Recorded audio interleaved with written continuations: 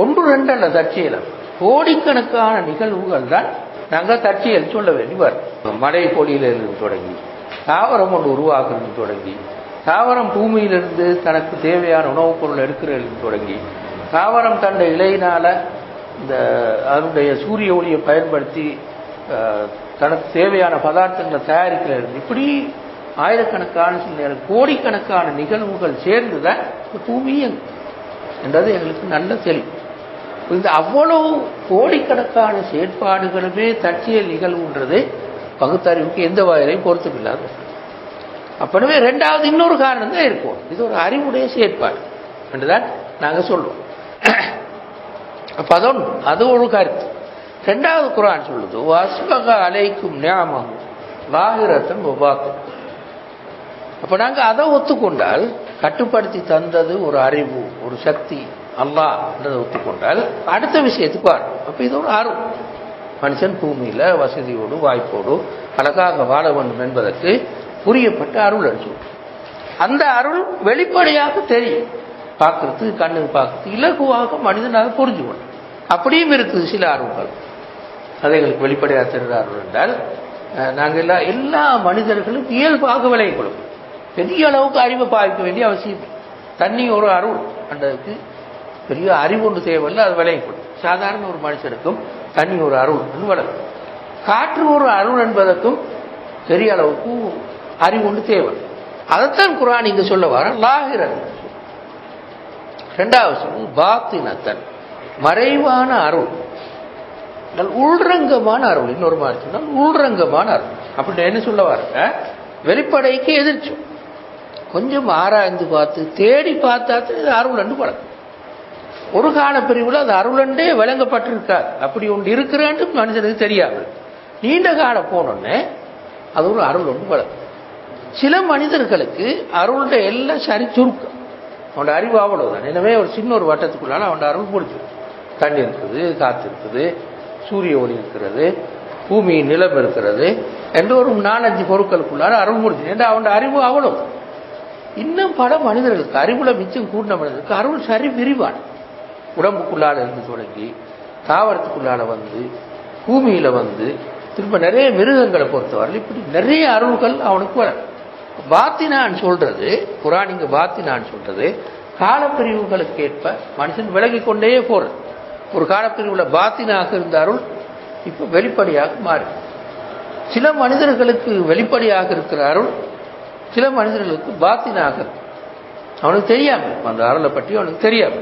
இந்த கருத்து தான் குர்ஆனிங்க வஸ்பக அலைக்கும் நிஅமஹு லாஹிரத்தன் வ பாத்தினன் சொல்ற. இப்ப இந்த உண்மை இங்க சொன்ன அலம் தரோ அன்னல்லாஹ ஸக்கர லக்கும் மா ஃபிஸ் ஸமாவாதி வ மா ஃபில் அர்த் வஸ்பக அலைக்கும் நிஅமஹு லாஹிரத்தன் வ பாத்தினா, அல்லாஹ் உங்கள் மீது புரிந்திருக்கிற வெளிப்படையான உள்ரங்கமான அருள்களை நீங்கள் அவதானிக்கவில்லையா? வானங்கள் பூமியில் இருப்பவற்றை உங்களுக்கு வசப்படுத்தி கட்டுப்படுத்தி தந்திருக்கிறார் என்பதை நீங்கள் அவதானிக்கவில்லையா? இந்த கருத்து மனுஷன் கவனமா இருந்து ஆராய்ந்தால் அல்லாஹ் ஒருவன் இருக்கிறான் விளங்கிக் கொள்வான்.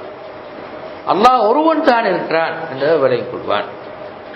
ஆனால் இந்த ஒரு மனிதனுக்கு ஒமினன் நாசி மை யுஜாதிலு பில்லாஹி பிகைரி இல்மின், பிகைரி இல்மன் சொல்றது உறுதியான அறிவுக்கு சொல்றது, உறுதியாக ஆராய்ந்து பெறக்கூடிய அறிவு சொல்றது. அந்த அறிவு இல்லாமல், இரண்டாவது யாரையாலும் வழிகாட்டல் இல்லாமல், அறிஞர்கள் ஊடாக அல்லது நபிமார்கள் ஊடாக இப்படியான வழிகாட்டல்கள் இல்லாமல், மூன்றாவது புத்தகத்தின் ஊடாக வாசித்து நிறைய வாசித்து அறிவை தேடிக்கொள்ளும். அந்த அறிவின் ஊடாக இந்த அறிவு ஒன்றும் இல்லாமல் மனிதர்கள் சிலர் அல்லாஹ்வை பற்றி வாதிக்கிறார்கள்.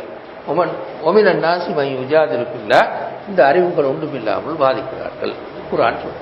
அப்ப மனிதர்கள சிலர் நிலைப்பாடு அல்லாஹ்வுடைய இவ்வளவு அருள்களுக்கு முன்னால், இவ்வளவு தூரம் அல்லாஹ் வசப்படுத்தி தந்திருக்கிறான் என்ற இந்த உண்மைக்கு முன்னால மனிதர்கள் எந்த வழிகாட்டலும் இல்லாமல், எந்த புத்தகம் இல்லாமல், ஒளி தரக்கூடிய புத்தகம் இல்லாமல், திரும்ப அறிவும் இல்லாமல் அதனை வாதிக்கிறார்கள் என்று அல்லாஹ் தஆலா மனிதன் பிழையான நிலைப்பாட்டு சொல்ற. இப்ப இதுல அங்க சொன்ன என்று சொன்னா தான் தேடி உழைத்து பெற்ற அறிவு, இல்ம் இருக்குதானே, அறிவில்லாமல் சொன்னது. இரண்டாவது ஒலா ஹுதர், அறிஞர்கள்ட வழிகாட்டலால் பெற்ற அறிவு, அதுவும் இல்லாமல். மூணாவது சரியான நூல்களால் பெறும் அறிவு, ஒலா கிதாபின் முனீர், சரியான நூல்களால் பெறும் அறிவு. இந்த மூன்றுள் இருந்துதான் ஒருவர் அறிவு பெறலாம், அறிவை பெற்றுக்கொள்றாரு. இந்த மூன்று மாதிரி தான் உண்மையில அறிவு பெறலாம். இதுக்கு வெளியில அறிவு பெறுறன்னு சொல்லி ஒன்றும் இல்லை. குர்ஆன் சொல்லல, இங்க வேதத்தினால் அறிவு பெறுறன்னு சொல்லல. சரியா? ஏனென்றா அதுக்கு வெளியிலிருந்து அந்த மனுஷன் வேதத்தை ஏற்றுக்கொண்டா அதுக்கு ஒரு விஷயம் ஒன்றும் இல்லை. இல்லையா? வேதத்தை ஏற்றுக்கொண்டா அல்லாஹ் ஒருவன் இருக்கிறான், மறுமை ஒன்று இருக்கிறது, அல்லாஹ் ஒருவன் தான் என்றதை வாதிக்கிறதுக்கு கொண்டு போய் இங்க வாதிக்கிற மனுஷனை பற்றி தான் நீங்க சொல்ற. குர்ஆன் இங்க சொல்றதோ ஒருவர் வாதிப்பதாக அல்லாஹ் ஒருவன் இருக்கிறானா, மறுமை நாள் ஒன்று இருக்கிறதுவா, அல்லாஹ் ஒருவன் தானான்னு வாதிக்கிறார்கள். இதுக்கு வரணும். ஒன்று அவனாக தேடி உழைத்து பெற்ற அறிவாலும் இருக்கும், அல்லது அறிஞண்ட வழிகாட்டலின் மூலம் பெற்ற அறிவாலும் ஒரு டீச்சரை கண்டுபிடிச்சி அவருக்கு உட்கார்ந்து அவர் சொல்ற கேட்டு படித்து வந்திருக்கும், அல்லது புத்தகம் சரியான நூல்களின் மூலம் பெற்ற அறிவாவது இருக்கும். மூணுமே இல்லாமல் வாதித்தால் அப்ப அது ஒரு பெரிய ஒரு பிழையான நிலைப்பாடாக மாறும். ஆனால் மனிதர்கள் சிலர் அப்படித்தான் இருக்கிறார்கள் என்று அல்லாஹ் தஆலா சொல்லிட்டு அடுத்த பகுதியில் பாருங்க, அவர்களுக்கு அல்லாஹ் இறக்கியவற்றை நீங்கள் பின்பற்றுங்கள் என்று சொல்லப்பட்டால், நாங்கள் எங்களுடைய முன்னோர்களை எதில் கண்டோமோ அதனையே நாங்கள் பின்பற்றுகிறோம் என்று சொல்வார். அவர்களுக்கு அல்லாஹ் இறக்கியவற்றை நீங்கள் பின்பற்றுங்கள் என்று சொல்லப்பட்டால், முன்னோர்களை நாங்கள் எப்படி கண்டோமோ அதை பின்பற்றும் என்று சொல்வார்கள். அந்த அல்லாஹ் சொல்றான், அந்த ஷைத்தான் அவர்களை நரகத்தின் தண்டனையின் பக்கம் அழைத்தாலுமா அப்படி போவாங்க. இது நாங்க எப்படி புரிஞ்சுக்கொள்றோம்? முன்னால் உள்ள ஆயத்தோட சேர்த்து நாங்க எப்படி விலகிக் கொள்ளாம பார்க்கணும். இதுதான் நீங்க சொல்ல வர கருத்து. முன்னால சொல்லிச்சு, திரும்ப நாங்க முன்னால வசனம் திரும்ப ஞாபகப்படுத்துவோம். அப்ப இந்த கருத்து இன்னும் தெளிவா. ஒருவர் ஒன்று தான் சுயமாக அறிவு தேடி இருக்கிறோம், அல்லது ஒரு அறிஞண்ட வழிகாட்டல் பெற்றிருக்கிறோம். டீச்சர்கிட்ட பேசி உட்கார்ந்து பல வருஷங்களாக படித்து அறிவு பெற்று அதனூடாக இது பற்றி வாதிப்போம். மூணாவது புத்தகங்கள் வாசிப்பினூடாக, நிறைய புத்தகங்கள் வாசிப்பதனூடாக அதனூடாக அறிவு பெற்றிருக்கிறோம். மூணும் இல்லை. அப்ப என்னத்தை வட்டி இல்லை, முன்னோர்கள் ஒரு குறிப்பிட்ட வழியில கண்டோம் நாங்க, அப்ப அதை பின்பற்ற. இதான் நீங்க சொல்ற. அதாவது பாரம்பரியத்துக்கு ஒரு மனுஷன் உள்ளத்துல, மனுஷன் நடத்தையில ஒரு பெரிய ஒரு பாதிப்பு ஒன்று தாக்கம் உண்டு இல்லையா? அதாவது பாரம்பரியமாக ஒரு சிந்தனை ஒன்று வந்தா, பாரம்பரியமாக ஒரு பழக்கம் ஒன்று வந்தா, பாரம்பரியமாக ஒரு கருத்து ஒன்று வந்தால் அதுக்கு ஒரு பெரிய ஒரு ஆதிக்கம் ஒன்று இருக்கிற மனுஷன் மீது. ஆதாரமே இல்லாம பின்பற்றிட்டு இருப்பாங்க. எவ்வளவு பாதிச்சாலும் கூட மாட்டேன். எங்க உனக்கு கிடைச்சது இது இல்ல பாரு, இதுக்கு ஆதாரமிக்கு, இப்படி ஆதாரமிக்கு, இப்படி புராணிக்கு, இப்படி ஹதீஸ் இருக்குது, இப்படி இமாம்கள் சொல்லியிருக்கிறாங்க, இப்படி அறிஞர்கள் கண்டுபிடிச்சிருக்கிறாங்க, எனவே நீ சொல்றதெல்லாம் பிள்ளைன்னு சொன்னாலும் ஒத்துக்கொள்ளப்பட்ட. அப்ப எதை நீ பின்பற்ற? முன்னோர்கள் எதில் நாங்கள் கண்டோமோ அப்படி இந்த முன்னோர்களை பின்பற்றுகின்ற இந்த போக்கு மனிதர்கள்ட்ட நிறைய இருக்கு. இப்ப நாங்க சும்மா சாதாரணமா அந்த கருத்தை வழங்குறதுக்காக சும்மா சாதாரணமா படிச்சா, இலங்கையில இருந்த பல நம்பிக்கைகள் இப்ப இல்லாம, இப்ப உதாரணமாக முந்தினாங்க கத்தங்கந்திரி கத்த பாத்தியான்னு கொடுத்துட்டு, அதை இல்லாம ஆக்குவது லேசா நடக்கல. கொஞ்சமா ஆக்களை கூப்பிட்டு வச்சு ஆதாரபூர்வமாக கொஞ்சம் ஆயத்துல காட்டி ஹதீஸ்ல காட்டணும், எல்லாரும் விட்டாங்க. அப்ப நடந்தா ரெண்டாம் பெரிய ஒரு சண்டை பெரிய அளவுக்கு குழப்பித்தான் அதை நிப்பாட்டு இல்லையா? சரியா பிள்ளையாவில் நான் இங்க சொல்ல வரேன். இந்த பாருங்க, இதை பாருங்க. குணத்தோதுறது சுண்ணத்தில்லைன்னு ஒரு ஆள் சொன்னால் என்ன நடக்கும்? அது இருந்து வாதிக்க ரெடி இல்லை, சண்டை உடனே அதுக்குறாங்க. ஒரு பெரிய போராட்டத்தை போவோமே தவிர, சரியா நீங்க அப்படியா சொல்றீங்க, சரி பேசுவோமே. அதை இவருக்கு குணூத்து ஈக்குதா இல்லையான்னு இல்லைன்னு சொல்ல, ஈக்கின்னு சொல்ல வராரு. இவர் என்ன ஆதாரம்னு கேட்டால் ஒன்றும் இல்லை. அவரா தேடின அறிவும் இல்லைங்க சொன்னது மாதிரி ஒரு டீச்சர்கிட்ட போய் அவர் படிக்கவும் இல்லை, திரும்ப புத்தகங்கள்லாம் வாசித்து அவர் திரட்டவும் இல்லை, ஒன்றுமே இல்லை. என்ன ஆதாரம்? முன்னோர்கள் செய்து வந்தார்கள், வேறொன்றுமே ஆதாரம் அப்படித்தான். முன்னோர்கள் செய்து வந்தார்கள் சொல்றது வேறொன்றும் ஆதாரம். அதே மாதிரி நம்பிக்கைகள் சிலதும் பாரம்பரியமாக வந்திருக்கு. ரசூலுல்லாஹி ஸல்லல்லாஹு அலைஹி வஸல்லம் பற்றி நிறைய நம்பிக்கைகள் அல்லாஹ்வுடைய அந்தஸ்துக்கு உயர்த்துற மாதிரி நம்பிக்கைகள் இருக்கு. அந்த நேரம் இப்போ கொஞ்சம் அது ஓரளவு தூரத்துக்கு குறைஞ்சு வருது. ஆனால் அந்த நம்பிக்கைகளோ நடத்தைகளோ சும்மா விடுபடல். தொப்பி போட்டு தொழுகிறது முந்தி ஒரு காலத்தில் பெரிய சுண்ணத்து, இப்போவும் சுண்ணத்து, சில இடங்கள் இப்போவும் சுண்ணத்து. தொப்பிகளை போட்டு அதபாக தொழவும் சொல்லி எழுதி வச்சுக்கணும் இப்போ இல்லையா? அதுக்கு எதிராக பேசினா என்ன நடக்கும்? பெரிய ஒரு சண்டை ஒன்று, அது பெரிய ஒரு சண்டை பிடிச்சதுக்கு போற ஒரு மாதிரி நிற்கும். என்ன ஆதாரம் அப்ப சண்டைக்குன்னு கேட்டா, இங்க இந்த ஆயத்தில் மா வஜதுனா அலைஹி ஆபாஹனா, முன்னோர்களில் இருந்தார்களோ அவர்கள் அதை நாங்கள். இதுதான் அல்லாஹ் இங்க சொல்ல வந்தாங்க. இந்த சின்ன விஷயங்களை நான் விளங்குறதுக்காக இந்த சின்ன விஷயங்களை உதாரணத்துக்கு நாங்கள் எடுத்தோம். இங்க அல்லாஹ் சொல்ல வந்தேன் என்றால், அரபிகள் அந்த நேரத்தில் விக்கிரகங்களை வழங்கப்பட்டிருந்தாங்க. காபத்துள்ளால 360 விக்கிரகங்களை வச்சு வழங்கினாங்க. ஒவ்வொரு வீட்டுக்கும் ஒரு விக்கிரகம் இருக்கு. இப்ப வாதிச்சோன்ன இந்த இந்த இந்த குறிப்பிட்ட இந்த கற்கள், கல்லால செஞ்ச இந்த உருவம் கடவுளா இருக்கேமா வாதிச்சால் ஒன்றுமில்லை. அறிவு பின்னணியை கொண்டு இல்லை ஒரு டீச்சர்கிட்ட போய் நீண்ட காலம் படிச்சு அல்லது புத்தகங்களை வாதிச்செடுத்த அறிவாண்ட இல்லை. மாவாச்சத்தின அழகி ஆபா அவ்வளோ தவிர பேர் ஒன்று. அதே மாதிரி இப்ப சொல்லுங்களேன், நாங்க சும்மா அந்த விஷயத்தை வழங்குறதுக்காக சொல்லுவோம். பௌத்தர்கள் இந்த நாட்டில் வாழ்றாங்க. இப்ப அந்த புத்தர் சிலையை வணங்குறாங்க. புத்தர் ஒரு கடவுளாக கொண்டு வணங்குறாங்க. இதை லேசில் நிப்பாட்டிருக்கோம். நிப்பாட்டில பெரிய ஒரு கொலை போராட்டம், பெரிய யுத்தம் போனாலும் கூட நிற்குமான்னு இவ்வளவுக்கு என்ன ஆதாரம்? மாவஜத்துல அலைஹி ஆபா வேறொன்று இல்லை, வேற என்னன்னு சொல்லி ஆதாரம் வேறொன்று.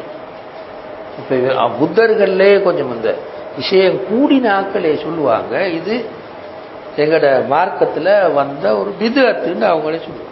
இடக்காலத்துல இந்த சிலையில வந்தது. உண்மையில புத்தர் இப்படி ஒன்றுமே சொல்லல. புத்தர் கடவுள் நம்பிக்கையை பத்தியே அவர் வாதிக்கு. இது ஒரு கொள்கை, ஒரு தத்துவம் மட்டும்தான். பௌத்தம் ஒரு மதம் இல்லை, ஒரு தத்துவம் மட்டும்தான் அவன் சொல்லுவான். நிறைய வருபம் தன்னை கீழா இல்லையா? அப்போ அதே மாதிரி கிறிஸ்தவர்கள் இருங்களே, ஈசா அலைஹிஸ்ஸலாத்துல அல்லாஹ்வுடைய மகன் அப்படின்னு சொல்றேன். என்ன ஆதாரம்? மாவட்டத்தின் அலைஹி ஆபா வேறொன்றே ஆதாரம். இப்படியே ஒவ்வொரு இந்த ரசூலுல்லாஹ் காலத்தை விடுங்கோ, அது ஒரு மௌட்டிக காலம், அறியாம காலம் எல்லாம் சொல்லுவோம். இப்ப தொழில்நுட்ப காலம், விஞ்ஞானம் முன்னேறின காலம், அது இதுன்றெல்லாம் சொல்றோம். இந்த காலத்துல இந்த நம்பிக்கைகள் நிறைய உலகம் முழுக்க இந்த மாதிரி நம்பிக்கைகள் மேற்கு நாடுகள்லையும் இருக்கு, நிகர நாடுகள்லையும் இருக்கு. இப்ப ஜப்பானுக்கு போனாலும் இருக்கு. பெரிய டெக்னாலஜியில் மேல போன நாடுக்கு போனாலும் அங்க போய் பார்த்தாலும் இந்த எல்லா நம்பிக்கையும் இருக்கு